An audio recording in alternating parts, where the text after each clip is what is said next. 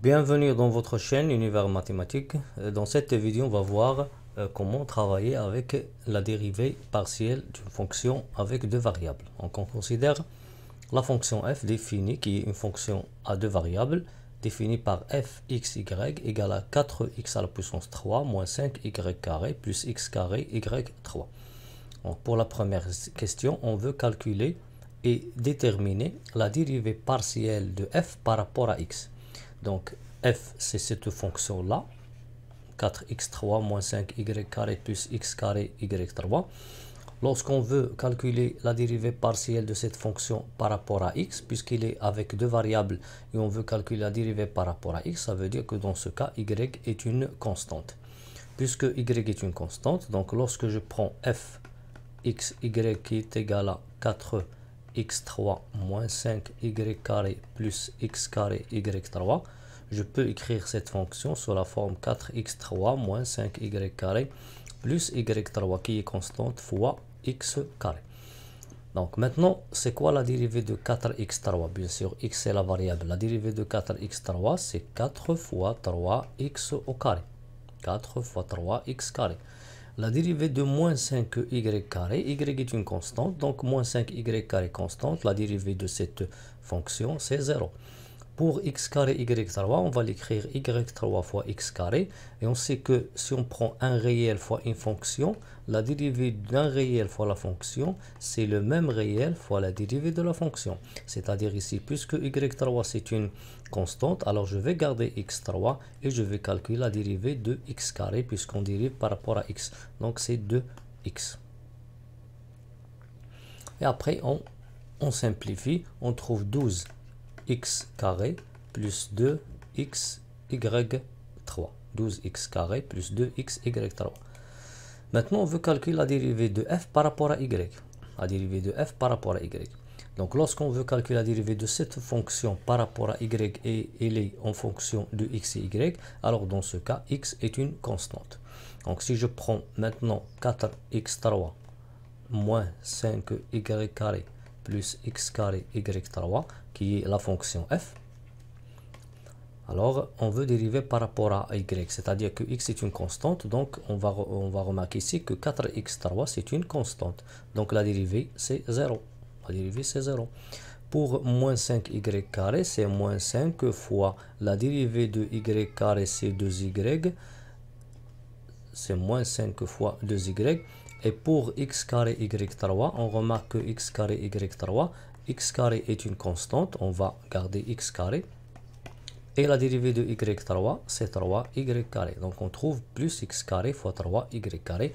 On continue par simplifier cette expression. On trouve moins 10 y plus 3x carré y carré. Maintenant, on va passer à la dérivée carré de f par rapport à x carré. Donc, c'est quoi la dérivée carré de f par rapport à x carré? C'est la dérivée par rapport à x de la dérivée de f par rapport à x. Donc, la dérivée carré de f par rapport à x carré, c'est la dérivée par rapport à x de la dérivée de f par rapport à x. Donc, pour calculer cette dérivée partielle, on doit bien sûr calculer la dérivée de f par rapport à x. On a déjà calculé, on a trouvé 12x carré plus 2x y3. Donc dans ce cas, puisqu'on veut calculer une autre fois la dérivée par rapport à x de cette fonction, c'est-à-dire que y est une constante. Donc y est une constante. Cette fonction, c'est 12x carré plus 2x y3. Alors la dérivée de 12x carré par rapport à x, c'est quoi? C'est 12 fois 2x qui va nous donner après 24x. Et pour l'autre, je vais l'écrire 2y3 fois x, puisque je dérive par rapport à x et y c'est une constante. Donc je vais faire sortir ici 2y3 puisque c'est une constante. Et la dérivée de 2y3 fois x, c'est 2y3, puisque la dérivée de x c'est 1. Par suite, on va trouver pour la dérivée de 2x carré, c'est 12 fois 2x.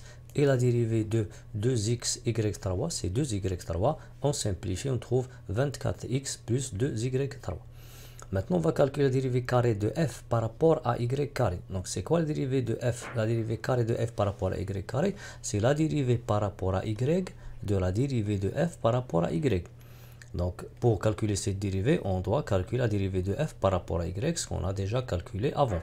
Donc, la dérivée de f par rapport à y, on a trouvé moins 10y plus 3x carré y carré.